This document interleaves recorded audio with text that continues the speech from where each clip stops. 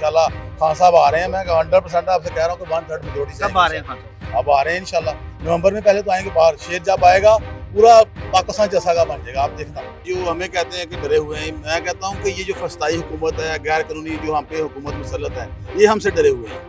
हमारे 10 पीटीआई कारकुन जो हैं इकट्ठे, इनको बर्दाश्त नहीं हो रहे। हमारे पास कलम है भाई, हमारे पास गन तो नहीं है कि हम चला दें अपने ही शहरियों पे। तो हम इंशाल्लाह कलम की जंग से लड़ेंगे और हमेशा हक की जीत और फतह होगी कि रूल ऑफ लॉ जो है ना सबके लिए एक जैसा हो। इंसाफ के दोहरे म्यार जो है ना ये कभी भी नहीं होने चाहिए। जब भी कोई मुल्की सालमियत पे या जब भी कोई इस तरह का मामला आया है तो वकला निकले हैं। तहरीक इंसाफ का केपीके में एक कॉर्नर मीटिंग हुई और वहां पर पुलिस ने छापा मारा और उनकी कॉर्नर मीटिंग के ऊपर जो कार्रवाई करते हुए कुछ अफराद को भी गिरफ्तार किए जाने की इतलात की वीडियो जो है वो वायरल हुई थी। आज लाहौर की जो NA 117 जो हल्का है उसके उम्मीदवार अकमल खान बारी, उन्होंने इसी तरह अदालत से रुजू किया कि क्योंकि केपीके में भी इसी तरह जब कॉर्नर मीटिंग हुई थी, इलेक्शन का चूंकि ऐलान हो चुका है और पॉलिटिकल पार्टी का, किसी भी पॉलिटिकल पार्टी का इस तरह जलसा करना, इस तरह कॉर्नर मीटिंग करना आईनी तौर पर बुनियादी हक है, लेकिन इस खदशात के बायस के कहीं पुलिस इनके ऊपर दोबारा से छापा जाए, इनकी कॉर्नर मीटिंग पर ना मारे, और उसी बाबत उन्होंने अदालत से रुजू किया था और अदालत ने उन्हें इस बात की इजाज़त दी है। अकमल खान बारी साहब हमारे साथ मौजूद हैं। बारी साहब, आप पीटीआई के कैंडिडेट हैं, क्या समझते हैं, क्या कामयाब हो जाएंगे आप इस इलेक्शन पे? बिस्मिल्लाहिर्रहमानिर्रहीम, यका नाबुदु व यका नस्तईन। सबसे पहले तो मैं जस्टिस बाकर नज़ीर साहब का तहे दिल से शुक्रिया अदा करता हूँ कि जिन्होंने हमें इजाज़त दी। और दूसरे नंबर पे ये सब अपने इस आपके हवाले से आपकी तवज्जो से मैं सब पीटीआई वालों को मुबारकबाद पेश करता हूँ कि ये जो आजकल जो हम पे प्रेशर हुआ है, प्रेशर का माहौल चल रहा है, हम पे खौफ के बहुत छाए हुए हैं, उसके हवाले से मैं कुछ बातें करना चाह रहा हूँ। सबसे पहली बात ये है कि ये जो हमें कहते हैं कि डरे हुए हैं, मैं कहता हूँ कि ये जो फस्ताई हुकूमत है, गैर कानूनी जो हम पे हुकूमत मुसल्लत है, ये हमसे डरे हुए हैं। हमारे 10 पीटीआई कारकुन जो हैं इकट्ठे, इनको बर्दाश्त नहीं हो रहे। तो ये जो हमें परमिशन मिली है, ये सबसे पहली बात ये है कि ये एक हमारी आज जो आइंदा का सूरत हाल जो बनी हुई है जो आजकल, इसमें ये हवा का एक झोंका है। तो इंशाल्लाह ताला हम यहीं से स्टार्ट ले रहे हैं अल्लाह के फजल से, और इंशाल्लाह ये कार्यालय मीटिंगें जलसे रैली करते जाएंगे इंशाल्लाह ताला। और खान साहब के साथ हम करेंगे इंशाल्लाह ताला, और खड़े हैं खान साहब के साथ। बारी साहब, पीटीआई के हल्के ये दावा कर रहे हैं कि ये जो शाहदरा का जो कॉर्नर मीटिंग है ये एक जलसा होगा बड़ा, क्या तवक्को रख रहे हैं, कितने लोग इसमें शामिल हो सकेंगे? देखिए जी, जो आपने मेरे सवाल का खुद ही जवाब दे दिया। ये जो जलसियाँ कर रहे हैं, हमारे कार्यालय मीटिंग इंशाल्लाह उसकी ज़्यादा होगी, ये आप देखेंगे, माहौल बताएगा आपको। तो आपको ये उम्मीद है कि आप इस इलेक्शन में तहरीक इंसाफ उसी तरह आएगी जिस तरह पहले आई थी? मेरा ख्याल है 80% खान साहब का वोट है, मुझे कहने की जरूरत नहीं है। ये तो हर जगह पे सर्वे हो चुके हैं, हर जगह पे और के पूरे वर्ल्ड में ये खबर चल रही है कि खान साहब छाए हुए हैं। तो खान साहब इंशाल्लाह इस दफ़ा 1/3 मेजोरिटी से आएंगे। 100% अगर फेयर एंड फ्री इलेक्शन हो तो फिर। अच्छा, जाफरी साहब, आपने हाई कोर्ट में ये दरख्वास्त दायर की थी कि इनको जलसे की इजाज़त दी जाए, क्या खदशात क्या थे, क्यों जलसा या इस कॉर्नर मीटिंग के लिए आपने दरख्वास्त? देखें, इसमें पहले भी हमारे कुछ कैंडिडेट्स हैं पीटीआई के, उनकी तरफ से डीसी को एप्लीकेशंस दी गई। डीसी ने आगे वो पुलिस को, उनके हाई ऑफिशियल्स को वो मार की, लेकिन उन्होंने उसके ऊपर कोई भी अपनी रिपोर्ट्स या कमेंट्स नहीं दिए। इवन जब वो दिन आया कि जब वो जलसा या कार्नर मीटिंग था, तो इन्होंने धावा बोला, घर तोड़े, लोगों को गिरफ्तार किया। तो अकमल बारी साहब ने हमसे रब्ता किया कि जी मैं हाई कोर्ट में पिटीशन फाइल करना चाहता हूँ। हमने पिटीशन इनकी तरफ से फाइल की और अल्हम्दुलिल्लाह अली बाकर नजवी साहब ऑनरेबल जस्टिस ने आज कानून और आइन की बालादस्ती कायम की है। देखें, कॉन्स्टिट्यूशन जो है उसका आर्टिकल 16 वाज़िया है इस बारे में कि आपको कोई भी नहीं रोक सकता एक आप पीसफुल गैदरिंग से। तो उसी हम आर्टिकल के तहत गए कॉन्स्टिट्यूशनल पिटीशन में, और अल्हम्दुलिल्लाह अल्लाह ने सरखुरू किया है अकमल खान बारी साहब को। और जो आपने बात की है ना कि जिस तरह पहले इमरान खान आया था कि इसी तरह आएगा, पहले से बहुत ज़्यादा सीटें लेके आने वाला। मगर वो नून लीग तो ये दावा कर रही है कि वज़ीर-ए-आज़म नवाज शरीफ है। नून लीग का प्री इलेक्शन इत्तेहाद हुआ है MQM से, इससे आप नून लीग की हालत का अंदाजा लगा सकते हैं। कुछ कहने की इसके ऊपर जरूरत नहीं है कि इलेक्शन से पहले MQM से इत्तेहाद करना, उनकी क्या हालत होगी इलेक्शन में। देखें, ये तमाम जितने भी सियासी लोग हैं ये जो अभी ये इधर उधर की हाँ करें, इन सबको पता है, कोई भी इलेक्शन की बात नहीं कर रहा। पीपल्स पार्टी करती है वो भी बस हल्की फुल्की सी ऐसे मुसीकी उन्होंने छेड़ी हुई है, ठीक है। कोई भी सियासी जमात इलेक्शन नहीं मांग रही, क्योंकि उनको पता है कि वोट सिर्फ इमरान खान का है, और पीटीआई इस्तीफा इमरान 2/3 खान तो मेजोरिटी से जेल भी में, ज्यादा ले। इमरान खान तो जेल में, तो वो कैसे बाहर आएंगे? देखिए, इमरान खान जिन केसेस में जेल में हैं, वो केसेस तो उनकी कोई फुटिंग नहीं है। कल उनकी हमशीरा अलीमा खान साहिबा कोर्ट में थी, तो जैसा ने उनसे पूछा जी हमने उनको ये भी सहूलत दे दिया, ये भी दे दिया, ये भी दे दिया, और बोले हम उनको क्या सहूलत दें। उन्होंने कहा जी आप कुछ भी ना दें, सिर्फ उनको इंसाफ दे दें। जिस दिन एक फैसला भी मेरिट के ऊपर होगा इमरान खान के खिलाफ, ये तमाम केस खारिज हो जाएंगे उसी। आप समझते हैं कि ये मेरिट पे फैसले नहीं हो रहे? बिल्कुल नहीं, मेरिट पे नहीं हो रहे। ये एक जो पहले आपकी पीडीएम गवर्नमेंट थी, फिर उसी पीडीएम गवर्नमेंट की जो बी टीम इस वक्त बैठी हुई है चेयर टेकर मरकज में और सूबों में, ये उनकी ख्वाहिशात हैं।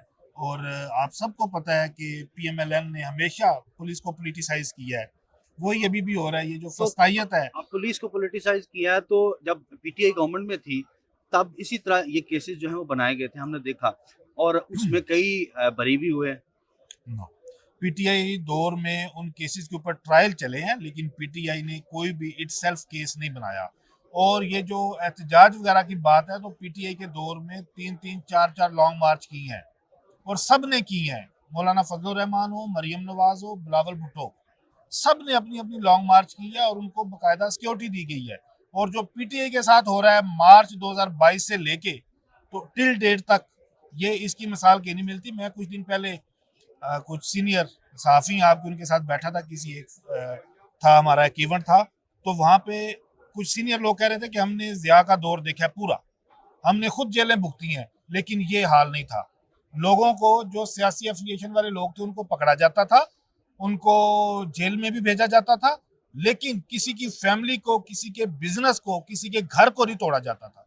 अब ये क्या कर रहे हैं, अब अगर वो बंदा जो इनको मतलूब है, सो कॉल्ड मतलूब है, वो अगर इनको ना मिले, उसकी बहन को, उसकी माँ को उठा लेते हैं। इन्होंने 2 दिन पहले परसों फैसलाबाद में एक वकील साहब है हमारे, उनके घर रेड किया और उनकी बहन को इन्होंने अरेस्ट किया है। तो देखें, ये हम इस्लामिक रिपब्लिक पाकिस्तान है, इस्लामी जमहूरिया पाकिस्तान, और मेरा ख्याल है कि इस वक्त हमारी जो हालत है वो हम फलस्तीन से भी बदतर। अच्छा बारी साहब, नवाज शरीफ के खिलाफ जो उनकी जमात के खिलाफ वो यहाँ पे नज़र आ रहा है कि काफ़ी जोर है उनका। आप किस तरह की हिकमत अमली बनाएंगे? और दूसरा ये बताएं, कहीं आपको तो नहीं उसी तरह धमकियां या खदशात का सामना जिस तरह बाकी कैंडिडेट्स को सामना करना पड़ा है? जी, थ्रेट्स तो काफ़ी आते रहते हैं, हम इसकी आदी हो चुके हैं। तो आप कह रहे थे मियाँ नवाज शरीफ साहब हुकूमत बना के बैठे हैं, तो वो तो वैसे ख्वाब देख रहे हैं बेचारे। मेरा नहीं ख्याल उनके आप वज़ीर बनते नहीं, उनका जलसा तो बड़ा अच्छा सुने खासा वो हुआ है, जलसा जो और शदरा के लोग भी अब वहाँ सुन पे लेना, काफी ज्यादा मुझे हैं। भी जरा देख टाइम। उनका जो जलसा था वो तकरीबन 7-8 हज़ार लोग थे, और पूरा 2 माह जो है ना कैंपेन हुई उसकी, 52 अरब रुपया लगाया गया उस पे। तो वो 7-8 हजार मेरी लोग नहीं, वहाँ पे पूरा भाई मेरी बात सुने, हमने वहाँ पे बड़े जलसे किए हैं। वहाँ पे 12,000 कुर्सी लगती है, उसमें 8,000 बंदा होगा तकरीबन, कुर्सी खाली थी, आपको पता ही है। तो मतलब मीनार पाकिस्तान में 12,000 कुर्सी लगती है सिर्फ। हाँ, कुल 12 का तो 12,000 बंदा, 12,000। पीटीआई ने भी 12,000 जलसों जो मेरी जब वो भरते हमारा रहे। तो क्राउड होते हैं, हमारे तो बत्ती चौक इधर ये क्या दरबार तक होते हैं, ये छोड़ दें हम, हमें टाइम दे 4 घंटे का, तो देखिए इंशाल्लाह भर देंगे। वो भर नहीं देंगे, बल्कि पूरा लाहौर आएगा वहाँ पे। तो ये लाहौर से नहीं लोग आए। और आपने कहा जी वो नवाज शरीफ मजबूत है, लंच में जो एक्सरसाइज हुई है ना, आपने उसने देखा है कि सिटिंग वज़ीर-ए-आज़म से सवाल किए जा रहे हैं, तो ये गली गली में चोर की आवाज़ आ रही है। ये एक्सरसाइज पूरी चल रही है। अब खान साहब ने इतना बाशऊर कर दिया नौजवान को कि वो इनसे सवाल करेंगे और उनके जवाब नहीं आएंगे। वोट कहाँ से मिलेंगे?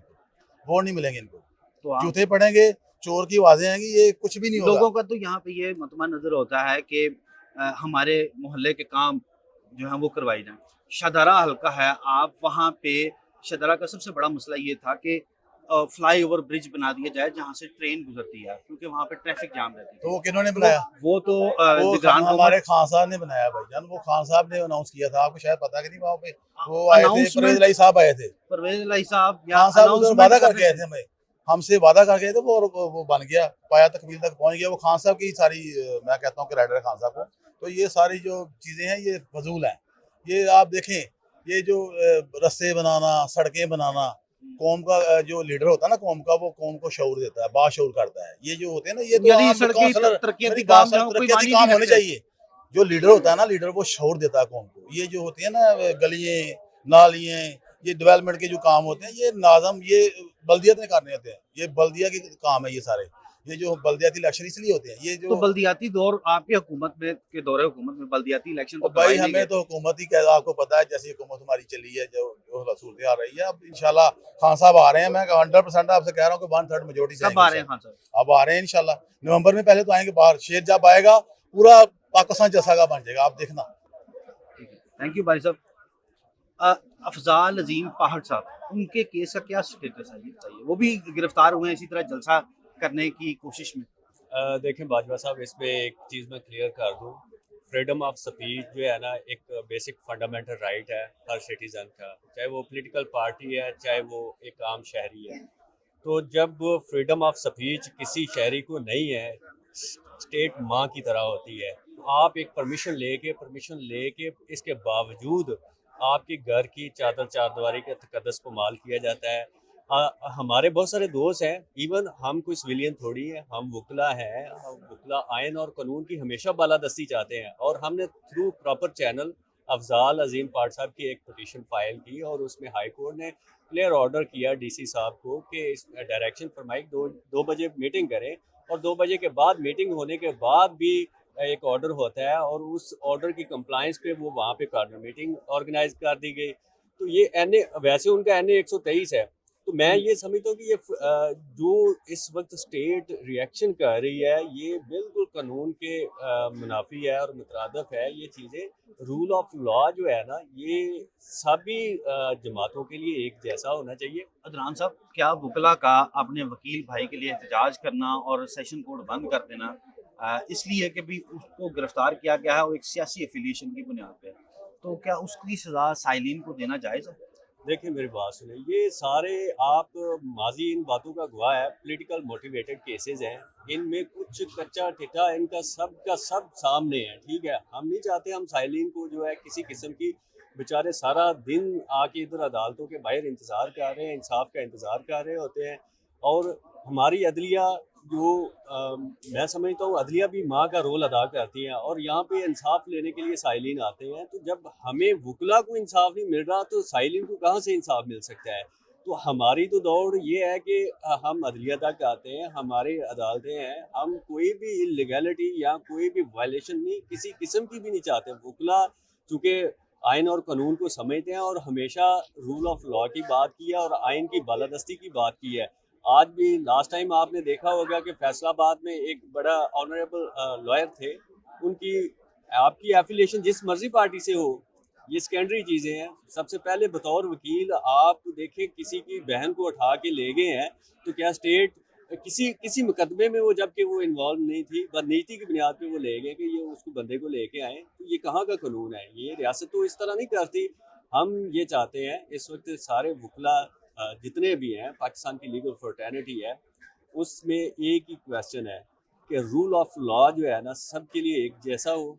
इंसाफ के दोहरे म्यार जो है ना, ये कभी भी नहीं होने चाहिए, ना ही इस पे जो है ना हम मतलब कोई काम होने देंगे जो इंसाफ के दोहरे म्यार है। माजी इन बातों का गवाह है। रूल ऑफ लॉ के लिए जब भी कोई मुल्क की सालमियत पे या जब भी कोई इस तरह का मामला आया है, तो वकला निकले हैं, और वकला ने हमेशा आइन और कानून की बालादस्ती चाहिए और आइन और कानून की जंग लड़ी है। हमारे पास कलम है भाई, हमारे पास गन तो नहीं है कि हम चला दें अपने ही शहरियों पे। तो हम इंशाल्लाह कलम की जंग से लड़ेंगे, और हमेशा हक की जीत और फतह होती है। बहुत शुक्रिया। तहरीक इंसाफ के उम्मीदवार N117 की, उन्होंने ये दरख्वास्त दायर की थी और अदालत ने सरकारी वकील के बयान पर इस दरख्वास्त को निपटाया है कि कानूनी तौर पर, आइनी तौर पर हर सियासी जमात का पॉलिटिकल एक्टिविटी करना उसका हक होता है।